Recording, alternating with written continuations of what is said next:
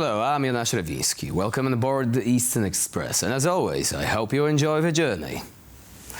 So this time around, we're taking a slight detour from the standard routine of making fun of corrupt politicians and quirky despot leaders.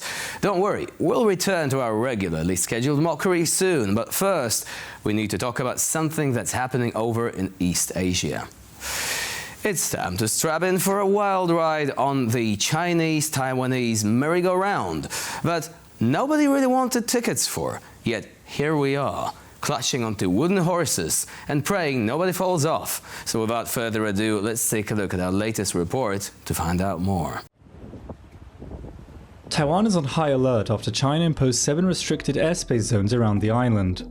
Beijing has also sent 90 warships not just into Taiwanese waters, but also those near Japan's southern islands. China has held several sets of maritime drills around Taiwan this year. The most recent ones, called Sword 2024B, took place just a couple months ago. This year's entire situation has Taiwanese leadership very concerned. Using a large number of troops for regular drills in such an extended area like this, I think we need to closely monitor whether the military trainings will turn into war. Of course, Taiwan itself has been showing that it is prepared for any more dangerous shenanigans from the Chinese side. Whenever Beijing flexes its military muscle, Taiwan usually holds drills of its own. The island's closest ally often emphasizes that China is not to be underestimated as an adversary. The PRC is the only country in the world that has the intent and increasingly the capability to change the rules-based international order. US military presence in the Taiwan Strait is one of the strongest guarantors of the island not being attacked by China. As Beijing has been escalating both its rhetoric and its own military presence in these waters, the US has been investing more into the entire Indo-Pacific region. And though Washington's rhetoric has been de-escalatory, well, it is still in line with President Roosevelt's speak softly and carry a big stick. And right now, as always, it's time to take a look at the issue in greater detail. So let's begin. You see, China recently turned the tension dial up to "Are you serious right now?" mode by sending a surge of military aircraft and naval vessels around Taiwan. And when asked about this concerning bit of skydoodling, China essentially said, yeah, we're doing it. We're taking necessary measures to defend our sovereignty. And if you don't like it, well, that's too bad. Now, Beijing's militaristic performance art came right as Taiwan's president, Lai Ching-te, was returning from a Pacific tour, which included layovers in Hawaii and Guam. Normally, that's not the kind of itinerary that sets off alarms, maybe some resort envy, but not usually fighter jet scrambles. Yet, apparently, China was about as thrilled with Lai Ching-te's travel plans as a fussy toddler is about broccoli. They view Taiwan as their own territory, so seeing Taiwan conduct normal state visits is, in their eyes, pretty offensive. To put it bluntly, China's message seems to be, we will not tolerate any separatist activities. Well, that's a pretty sweeping statement, if you think about it. In fact, it's so sweeping that if we turned it into a household chore, your floors would be spotless for eternity. And by separatist activities, China means pretty much any behavior by Taiwan that isn't bowing down and saying, yes, Beijing, of course we're yours forever. Meanwhile, Taiwan's leaders are all, no, that's not how this works. Taiwan has repeatedly made it clear that only its own people can decide its future, a stance that China views with the same enthusiasm that a cat views a big dog. You might be wondering, why the sudden spike in Chinese maneuvering at this particular moment? Is Beijing just bored? Did they lose a bet? Well, according to a senior Taiwanese official, the surge in Chinese activity is meant to send a political message to, get this, the oncoming administration of US President-elect Donald Trump. China's strategic temper tantrum is basically a giant smoke signal directed at Washington. The idea seems to be, hey, new guy in the White House, don't get any funny ideas about backing Taiwan, because we're here, we're cranky, and we have planes. A security diplomat in the region said the scale of these Chinese operations is unheard of in recent years. That's not something you want to hear described in a serious news briefing, now is it? All of this is wrapped in a neat little package of tension that could shape the region for years. So will China back off if the international community stands firm? We don't have all the answers, but one thing is certain. The Pacific isn't getting any calmer, and these necessary measures are raising more questions than confidence. And now here to shed more light on the issue is Matej Simalczyk, Executive Director at the Central European Institute of Asian Studies. Hello and welcome to TVP World. Hello, thanks for having me. So this situation around Taiwan, how serious do you think it is? There are many comments suggesting that this deployment is on a scale that's unheard of, literally, and the biggest in decades. Some have suggested, however, that it is not so. What is your take on that? Well, I mean, we see contradictory facts emerging around the current wave of exercises. On one hand, this is a continuation of a trend that we've seen in the past years of China escalating tensions around Taiwan and in the Taiwan's trade waters. The sheer number of ships and the territory covered by these ships is certainly unprecedented and much larger compared to the past two exercises we've seen this year. On the other hand, we have not seen live fire drills, which suggests that this is maybe of a lower importance compared to the previous exercises. Hence, the contradictory nature of the current military drills happening by Chinese Navy. What I see as interesting here is that this is a continuation of something that started earlier this year. We've seen first Chinese military drills around Taiwan already in May during the inauguration of Lai Ching-te, the president of Taiwan. Then a second wave of drills in October during the Taiwanese National Day, and now this drills and exercises coinciding with Lai Ching-te's trip around the Indo-Pacific, including stopovers in Guam and Hawaii, so American territories, which of course China sees as U.S. coming closer to Taiwan, which of course China sees as and continuously presents as encroachment on its own sovereignty over Taiwan, even though of course China and the CCP never had any control of Taiwan throughout the entire existence of the People's Republic of China. And you said coinciding with Lai Ching-te visiting Hawaii. Do you think that this was meant as a response, or was it in fact designed as a response to something else, or a signal to someone else? And President Lai Ching-te basically provided the convenient excuse for this deployment of military forces, but was not actually the main reason why it happened. I think that Lai Ching-te's trip is certainly the key issue here. His trip to around Indo-Pacific and stopover in Hawaii is, as I said, seen very sensitively from Beijing. So, and of course, China is very skillful in using any type of this kind of visit to use it for its own purpose of showing its resolve to of its military posture regarding Taiwan. However, we also have to remember that this is maybe not the only reason. As we see, we know that in January there will be inauguration in the U.S.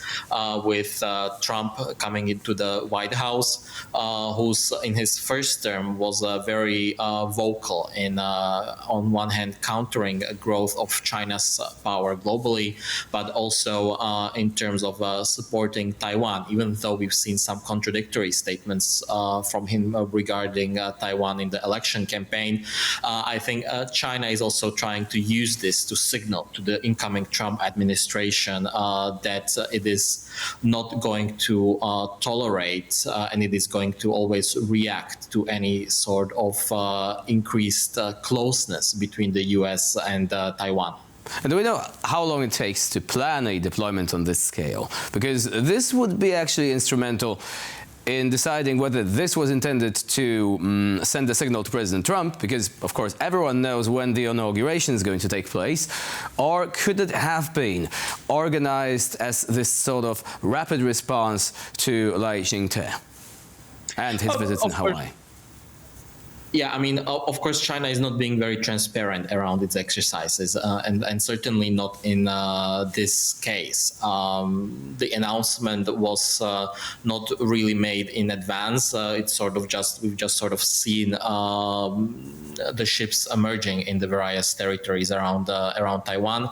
But of course, an exercise of this scale takes a long time to prepare. So it could have been premeditated on part of China, and it was looking for the right moment to use the exercise, and the trip by Lai Ching-te could have provided the opportune moment for this. But we also have to take into account and remember that China has been reacting very assertively in sort of knee-jerk reactions to any international engagements of the Lai administration, and any sort of hinting at Taiwanese sovereignty. So, and his visit to Hawaii certainly matches this pattern. So the big question is, what are the Chinese trying to demonstrate? Again, there have been suggestions that the pattern of deployment is such that they might actually be testing whether it's possible to block the entire region, to institute a blockade so that no one would be able to come to Taiwan's aid in the case of any sort of military adventurism on the part of Beijing. Could that have been the main objective here, showing that we can execute a massive area denial by our Navy? And if you really want to interfere with what we, China, consider to be our internal affairs, well, there is no chance. You would have to go through our naval blockade if you wanted to do that. Various aspects of blockade maneuvers were seen in the past exercises, and I think that this is not much different. Of course, we see that in the current exercise, the Chinese ships were found all the way between the southernmost islands of Japan all the way to the South China Sea. So pretty much kind of around the entire Chinese coastline. And it's in this case, it's not only simulating a blockade of Taiwan, which of course is one of the key measures potentially explored by Beijing on how to put pressure on Taiwan, but also broader areas. We also have to remember that China has continuous territorial disputes in these other areas as well. Of course, in the South China Sea with several ASEAN countries, where we see repeated flare-ups of violence in the last few months, especially with regards to Philippines. But there's also an ongoing territorial dispute with Japan in the East China Sea, sort of north of Taiwan, where also some of the ships were being deployed. So this kind of maneuvering is sending signals not just to Taiwan, but to the broader region, as well as to the US, with the aim at potentially deterring any sort of reaction to China's more assertive military and naval posture in the region. So now, geopolitically, is this the moment when China could actually try and do something in the region? We often look at Russia, for example, given that we're analyzing what's going on in Ukraine, and we're looking at a variety of factors, such as, for example, the fall of the Bashar al-Assad regime in Syria. And we look at this and say, well, this is because Russia has been spreading its forces across Ukraine. It was not able to hold on to Syria and its other interests. So we look at Russia as if it is in decline because of what it is doing in Ukraine. So looking at this in the same way with respect to China, are they in a position geopolitically to move more aggressively? Could this be their window of opportunity the next few years, for example? For what we know is that China has been investing massively into military and naval modernization and build up in an attempt to prepare for any potential military conflict in the Pacific region, regardless of whether it concerns Taiwan or not. This right now we see also kind of China showing its capabilities here. From a geopolitical perspective, we have to also take into account that there is political instability currently in several Indo-Pacific states, which might be the main sort of countries that would react to any assertive behavior of China. Of course, we see chaos in South Korea following the martial law and coup attempt by the president, and ongoing voting and investigation into potential impeachment. There were elections recently in Japan, upcoming elections in Australia, which also sort of contributes to weakening the capability of a potential response to. What about the U.S. response? Because we also have a new U.S. president about to take office. And now there are always questions arising. Is America going to move towards isolationism, or is it going to be as robust as always in protecting its interests? And, you know, arguably, the massive amounts of shipping lanes crisscrossing this area, plus semiconductor production, this alone economically would seem to be an important thing that the U.S. is not likely to simply let go. I don't think that the U.S. will let this go. Of course, with the Trump administration, there's still a lot of question marks in the air on what will be the specifics of its foreign policy. But looking at the nomination, for example, for the Secretary of State, which should be the Senator Rubio, it seems that there will be a continuation in how U.S. will approach Chinese growing power, as well as relations with the Indo-Pacific allies of the U.S. So, of course, this is very much a developing story. It has been for the last couple of years. But China definitely does have certain plans for the region. It remains to be seen when these plans are going to materialize. Matej Simarczyk was our guest today here on TVP World. Thank you very much for joining us and for sharing your expertise. Thank you, and have a nice day. And now we're moving on to Eastern News Flash, a series of all the other stories from the East that you really don't want to miss. And we're starting today's overview off with a little diplomatic spat. Ukrainian President Zelensky and Hungarian Prime Minister Orban have had a little duel on the social media platform X. Their jabs concerned potential peace talks for ending the war in Ukraine. Zelensky and Orban have had many heated exchanges like this one in the last few years. This time they clashed over possible peace talks. The Hungarian Prime Minister posted that he had held a phone call with the Russian President to discuss peace talks and a ceasefire. The Ukrainian President responded to the post, saying that he hoped Orban wouldn't call Bashar al-Assad and have him listen to his, quote, hour-long lectures.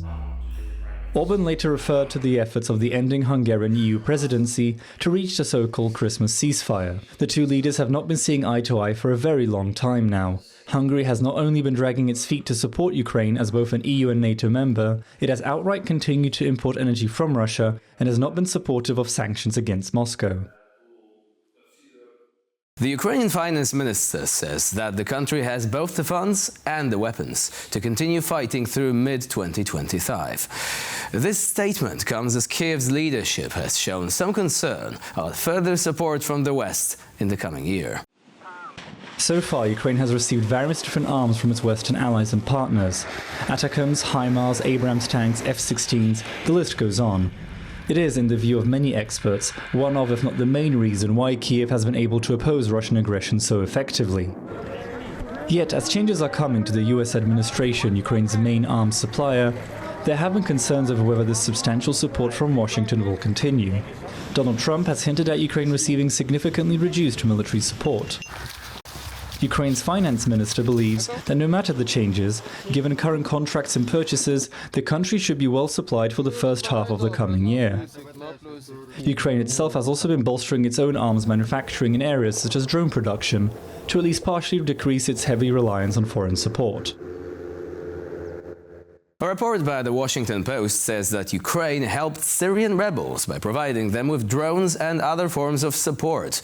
Apparently, Ukrainian intelligence operatives have been taking undermining Russian influence to other parts of the world. According to the report, Ukraine sent some 20 experienced drone operators and 150 FPV drones to Syrian rebels 4 to 5 weeks ago. Western intelligence notes that this Ukrainian aid had only played a modest role in overthrowing Bashar al-Assad's regime. Yet it is notable because it is another example of Ukrainian intelligence undermining Russia beyond just a theatre of war in Ukraine. Ukraine's involvement in Assad's defeat simply makes sense, its interests aligned against those of the Syrian regime and some of its supporters. The former Syrian leader was a close ally of Vladimir Putin, as shown by the Russian president granting him asylum in Russia in the wake of the fall of Damascus. Russia also actively supported Assad's army during the Syrian civil war. Moscow even had military bases set up across Syria to facilitate this help. Romania's pro-Western parties have agreed to form a parliamentary majority to keep the far right away from power.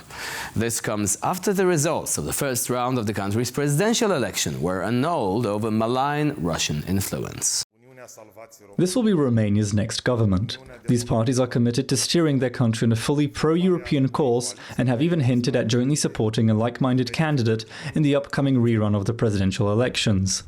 Two parties in particular, the first and third largest in Romania, the left-wing Social Democratic and centre-right National Liberal parties, will stay in power, despite their previous government being not exactly incredibly popular.